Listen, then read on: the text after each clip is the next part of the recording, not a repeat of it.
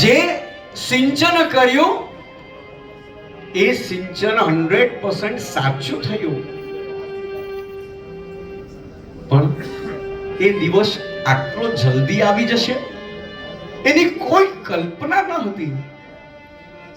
હજી તો સાથે રમ્યા, સાથે જમ્યા, સાથે બેઠા, સાથે ક્યાં ને ક્યાં આપણે ફરવા ગયા.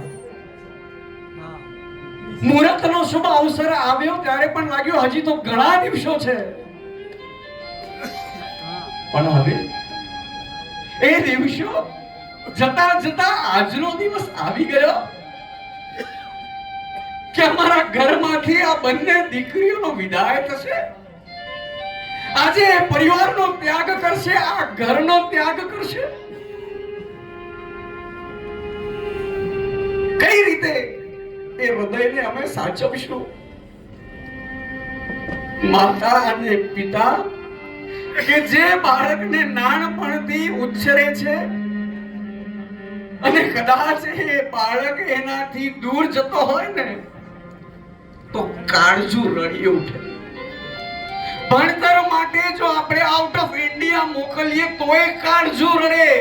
ખબર છે કે 1 વર્ષમાં કે 2 વર્ષમાં તો પાછો તો આવશે, પણ અહીંયા એટલી ખાતરી છે કે જે પ્રભુના માર્ગે તેઓ પ્રયાણ કરશે ત્યાંથી હવે તેઓ પાછા નહીં આવે.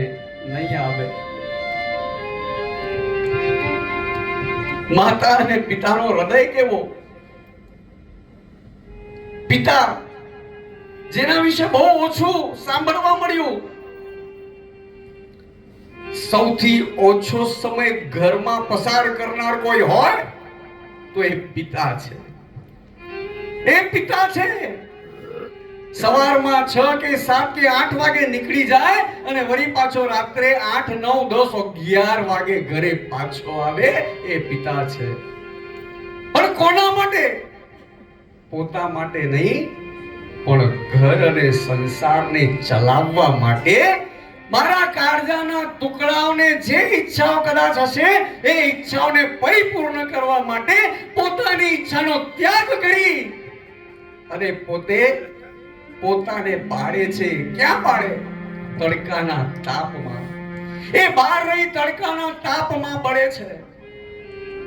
પિતા કોઈ દિવસ સામે આવીને નહીં રડે, એ પાછળ જશે, પાછળ જઈને એટલું રડશે અને વળી પાછો જ્યારે સામે આવે ને કદાચ એના મુખ ઉપર સ્મિત દેખાશે. એ પિતા છે.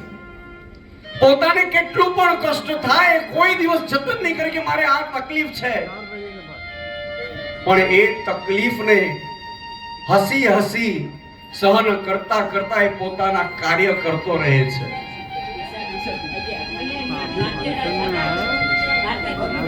વેકેશન આવે